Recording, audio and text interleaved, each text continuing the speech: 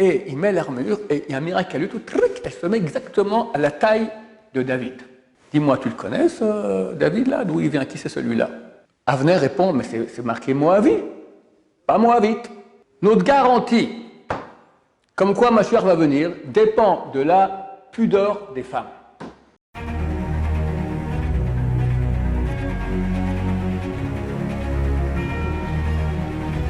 Ce chaud d'étier pour l'élévation de l'âme de Messaoud Ben Sassi et Marcel Zribi, dont le décès, donc la nationalité était le 14 Sivan. C'est écrit que grâce aux femmes tzadkaniot, on a été sauvés d'Égypte. Pourquoi? Parce que elles allaient puiser de l'eau dans le Nil. Il y avait beaucoup de petits poissons, quand elles prenaient comme ça, qui puisaient avec l'eau. Elles faisaient 2 casseroles, une de poisson, une d'eau. Elles amenaient cela à leur mari qui travaillait dans les champs et leur donnaient à manger et les tentaient à avoir des relations dans un petit endroit caché là-bas. Et comme ça, faisaient des enfants. Et comme ça, il y a eu beaucoup d'enfants qui venaient comme des armées après dans la ville. Et ainsi, le peuple d'Israël s'est multiplié. Donc, ils sont arrivés 70 en Égypte. En 210 ans, ils étaient beaucoup plus que 600 000, vu que les 600 000, c'est 1/5 et que de ceux qui ont entre 20 et 60 ans. Ils étaient au moins 3-4 millions, d'accord? Et on dit que aussi grâce aux femmes tzadkaniot, on sera sorti de notre exil actuel. Grâce à quoi? Quel est le mérite des femmes? Alors, elles ont beaucoup de mérites, c'est clair. Surtout aujourd'hui, dans le monde de la Torah, on voit que pour que la Torah puisse subsister, on fait une chose qui est anormale. C'est que normalement, les hommes doivent aller travailler 2-3 heures et après, ils étudient la Torah. Ça ne marche plus aujourd'hui. Travailler 2-3 heures, on ne pourra pas. La société ne permet pas à une famille de survivre avec un travail pareil.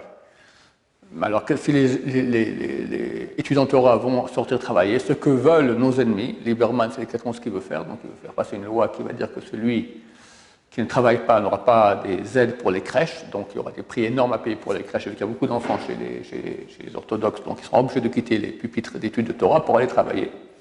Mais ça ne passera pas parce que Dieu nous protège de Bezrat Hashem.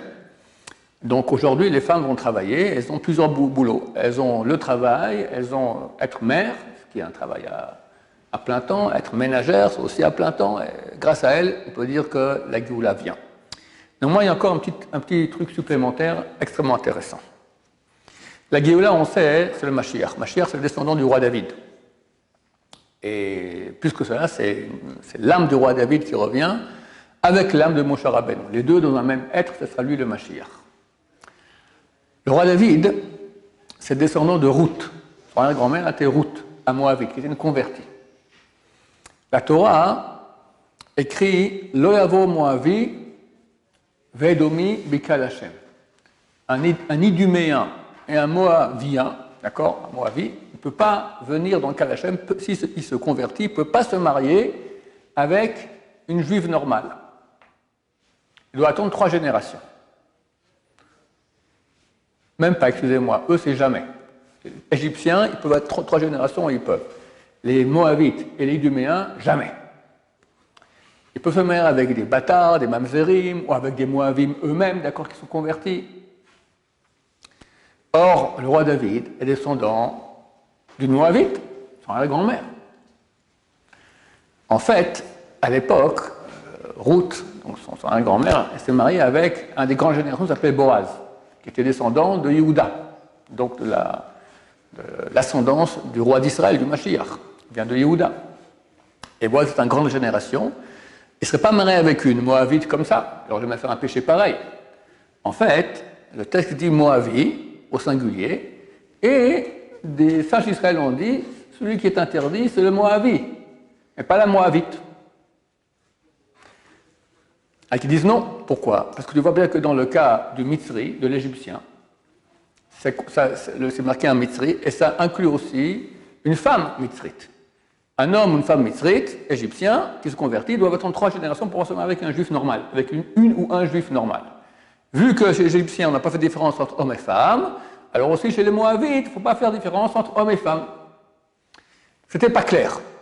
La Gemara, elle dit que c'était halakha rofefet, une loi qui était flottante, pas claire. Boaz a compris qu'elle était permise, il m'a avec Ruth. son petit-fils, David, pas le roi David, David. David, c'est un homme extrêmement réussi, et le roi d'Israël, le premier roi d'Israël s'appelait Shaoul, et il a commencé à avoir des phobies. Il a péché, il a Dieu l'a envoyé pour aller tuer tous les Amalécites, il ne les a pas tous tués, etc. Et le prophète Samuel lui a dit que Dieu va lui enlever la royauté et lui donner quelqu'un de meilleur que lui. Dès lors, il avait des phobies. Et pour calmer ses phobies, on lui a dit, écoute, il y a un type qui est très très très bien, il s'appelle David, descendant de Ishaï. Ishaï, c'était une grande génération, il habitait à Bethléem. Il va venir jouer ici, il va jouer de la harpe pour toi, d'accord? Et il venait tous les jours, il jouait de la harpe. Quand il jouait de la harpe, les phobies de Shaoul, il se calmait, d'accord? C'est un effet positif. Ok. Et un jour, il y a eu la guerre avec les Philistins. Et tout Israël part à la guerre. Et c'était pas trop loin d'ici, une demi-heure de route ici, la vallée de Haëla. Il y a deux montagnes, deux collines. Sur une colline, il y avait les Philistins, sur l'autre colline, il y avait les Israéliens. Sort des Philistins tous les matins un géant, Goliath, et qui leur dit, pourquoi est-ce qu'on va faire la guerre deux armées? Vous avez un roi qui vient, votre roi, Shaoul, qu'est-ce qu'il a fait pour lui? Il n'a rien fait. Moi, j'ai fait ça, ça et ça et ça pour les Philistins, qui viennent, qu'on fasse un duel. Si je gagne, vous êtes vaincus. Si lui gagne, nous sommes tous les Philistins, on sera vaincus. C'était un géant énorme. Tous les Israéliens tremblaient de peur. Et pendant 40 jours comme ça, ils sortaient. Et en plus, après, ils maudissaient, ils bénissaient le Dieu d'Israël, d'accord? David n'était pas présent. Ses frères, ses grands frères, 3 grands frères étaient présents à la guerre.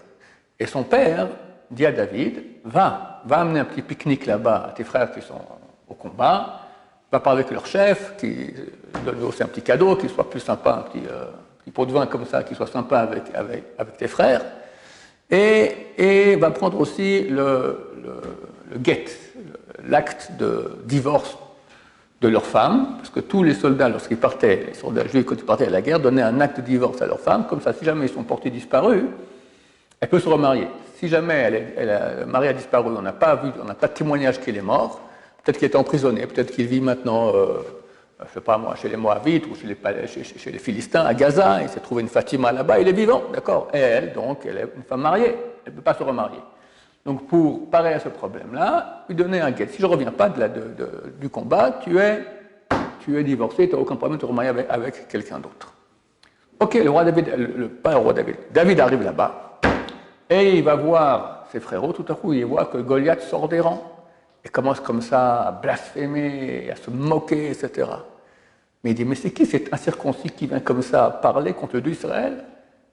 Ouais, Jean lui a dit, le roi a dit qu'elle allait marier sa fille, et beaucoup récompenser celui qui allait se battre contre lui. Mais je vais y aller, moi. Qu'est-ce que c'est cette histoire-là? Ce grand frère lui a dit, allez, David, tu prends pour Goldorak, rentre à la maison. David dit, non, je veux aller. Il va voir Shaoul. Et Shaoul lui dit, mais tu penses que tu peux? Oui, bien sûr, quand j'étais berger, il y a un lion qui est venu, je vais déchirer la mâchoire, aussi un ours, et il raconte ses exploits. Il était vraiment un homme extrêmement vaillant. Ok, Shaoul lui dit, ok, alors tiens, prends mon armure et va te battre contre Goliath. Donc Shaoul était extrêmement haut. David, il n'est pas extrêmement petit, mais il était petit. Donc l'armure doit être énorme. Et il met l'armure, et il y a un miracle à lui, tout, elle se met exactement à la taille de David. Shaoul devient livide. Il comprend, oulala, celui-là, c'est peut-être lui qui veut me remplacer en tant que roi d'Israël. David voit que Shaoul devient livide. Il dit, non, c'est pas pour moi, moi je ne suis pas habitué, j'aime aller relax. D'accord? Ok. Il prend 5 pierres dans l'île de la rivière, il met dans sa poche, il s'approche de Goliath. Vous connaissez l'histoire de Goliath vient, il dit quoi, je suis un chien, tu viens avec moi. Il avait un bâton dans la main, tu viens avec des bâtons, je suis un chien, avant que je donne ta chair en pâture aux animaux du ciel, aux animaux de la terre et aux oiseaux du ciel. David lui dit, toi tu viens avec ta lance. Il avait une armure depuis le haut jusqu'au bas. Un homme qui portait un bouclier devant lui, invincible, un tank, d'accord, un tank Merkava, c'était Goliath. Alors roi David lui dit, toi tu viens avec maintenant ton armure, ton bouclier, ta lance, ton épée. Moi, je viens au nom du Dieu d'Israël que tu as blasphémé. Et moi, aujourd'hui, je vais donner ta chair en pâture aux oiseaux du ciel, aux animaux de la terre. Et David court vers Goliath, ça fond la pierre, tac, et il y a un miracle qui a lieu, la pierre, elle fend le fer du front de l'armure. C'est écrit qu'à ce moment-là, hein, du ciel, on a promis au fer, s'il acceptait de s'ouvrir par rapport à la pierre que a lancé David, alors qu'on ferait la Brit Mila dorénavant avec des couteaux de fer. À l'époque, on pouvait faire avec des couteaux de verre, avec des couteaux de bois, avec ce qu'on voulait. De là, on fait maintenant avec du métal. Et Goliath meurt sur place. Bon, l'histoire elle est connue.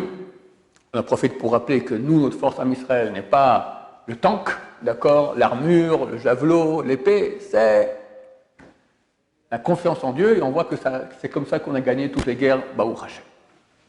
Même les dirigeants des guerres d'Israël modernes savent que ce n'est pas grâce à leur force qu'ils ont réussi, c'était des miracles extraordinaires. Les gens authentiques, même à l'armée non religieuse, le reconnaissent.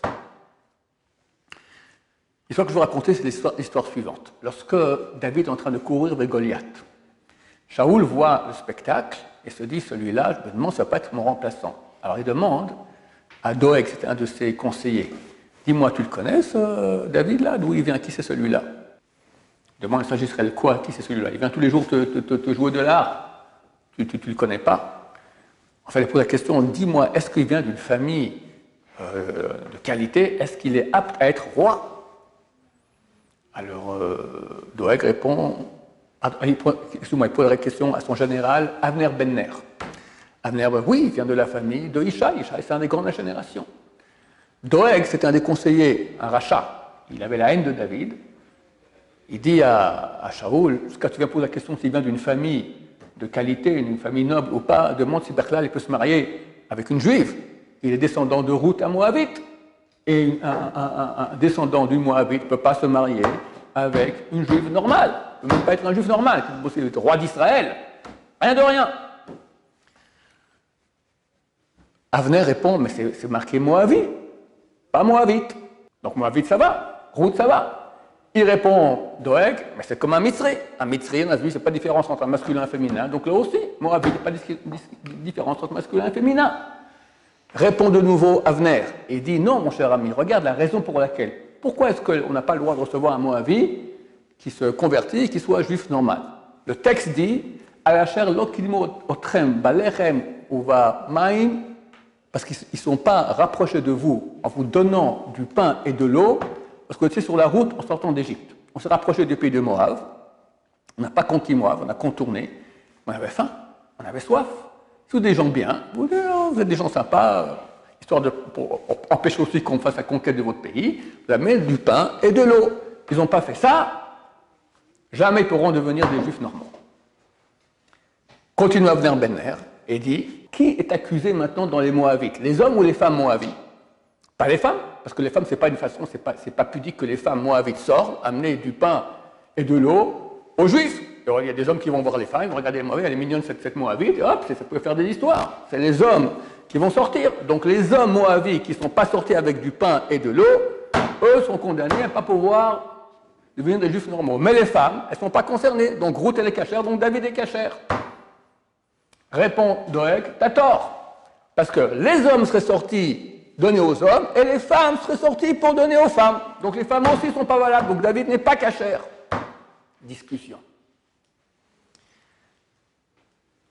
À cette époque-là, un certain Yitra ben Israëli, un Tamil Chacham, est venu, il a planté une épée dans le Beth Midrash, il a dit, j'ai reçu en Kabbalah, en tradition, de Shmuel Aramati, Shmuel c'est le prophète qui a sacré et Shaoul et David comme roi d'Israël. À l'époque, Shmuel était déjà décédé, enterré ici sur la montagne.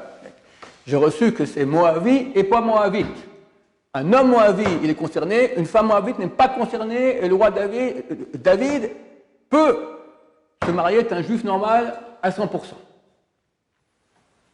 Néanmoins, c'était, à l'époque de Shaoul, comme je le dis, les gens hésitaient. Venu Yitra Israëli, il a planté l'épée, il a dit celui qui dira autrement sera transpercé par cette épée. Et là, ça a été entériné qu'effectivement la loi est comme ça. Maintenant, quel argument qui a fait que pour finir, le roi David peut être le roi David, le Mashiach peut être le Mashiach, descendant du roi David? Le fait que les femmes ne sortent pas pour amener du pain et de l'eau à des étrangers. Ça veut dire, notre garantie Comme quoi Mashiach va venir dépend de la pudeur des femmes. C'est pour ça qu'on voit que les femmes, elles ont une attirance pour les Teilim, beaucoup plus que les hommes. Pourquoi? Parce que c'est dans la racine de leur âme. C'est grâce à elles, quelque part, que les Teilim du roi David, que le roi David peut être le roi David. Pour finir, effectivement, le roi David est devenu le roi d'Israël. Donc, c'est clair qu'ici, il y a un appel du roi David pour que les femmes se comportent avec pudeur, ne pas avoir trop de rapprochement avec le monde masculin. Dans Shulchan Aruch, c'est écrit dans Shulchan Aruch Even Ezer, chapitre 21, qu'il faut beaucoup s'éloigner des femmes. Pas rigoler avec elles, etc. D'accord? Le rapprochement est dangereux. C'est le seul endroit dans toute la halakha où c'est marqué 2 fois le mot beaucoup. La halakha, ce n'est pas un livre de Moussard, un livre qui est d'admonter pour encourager les gens. Qu'est-ce qui est permis, qu'est-ce qui est interdit? Il faut s'éloigner des femmes, point barre. Pourquoi tu écris beaucoup? Parce que c'est beaucoup. Et ça a été écrit il y a 500 ans à Tzfat. On ne voyait pas le petit doigt d'une femme. Il y avait des robes comme ça, il n'y a rien à voir. Même là, c'est beaucoup. Aujourd'hui, il faudrait écrire beaucoup, un livre entier, et puis après s'éloigner des femmes. Évidemment, c'est réciproque. Les femmes s'éloignent des hommes. Une femme doit être pudique. On voit que toute l'essence qui amène Mashiach, c'est la pudeur que des femmes ne vont pas amener de l'eau et du pain à des étrangers. Elle n'a rien fait, elle a amené un peu de... Non, mon cher ami, t'amènes le pain, merci beaucoup, un sourire comme ça vous ces beaux yeux-là, etc. Vous habitez chez vos parents, Hachem Ishmor, d'accord? Impossible! Alors un grand encouragement, Bézat Hachem, aux hommes à s'éloigner des femmes, aux femmes à s'éloigner des hommes, et ainsi il y aura beaucoup de pureté dans le peuple d'Israël, surtout dans le monde francophone, qui est très touché. Les sages d'Israël ont dit que la rigolade, l'essanout, Margila la herba, elle habitue aux interdictions sexuelles. Pourquoi? Parce que quand on rigole, on devient beaucoup moins sérieux. On a chez nous un cerveau qui dit il y a des limites. Attends, on rigole, tu rigoles avec une fille, elle te fait un petit rire, avec ses cheveux, d'accord? Clic, déjà tu l'allumes un peu. Elle t'allume, elle fait la poule, toi tu fais le coq, etc. Et ça finit, Chazal, les sages d'Israël disent, ça finit avec des interdits sexuels. Un des pays les plus débauchés au monde, c'est la France. Un pays où on aime le plus rigoler, c'est la France. Ça marche ensemble. Alors, je n'ai pas besoin de rigoler. Non plus que tu vois une femme, c'est terminé, d'accord. Mais attention, tout avec retenue, parce que ces contacts-là sont, attention, danger. Baruch Adonai, l'olam, amen, va amen.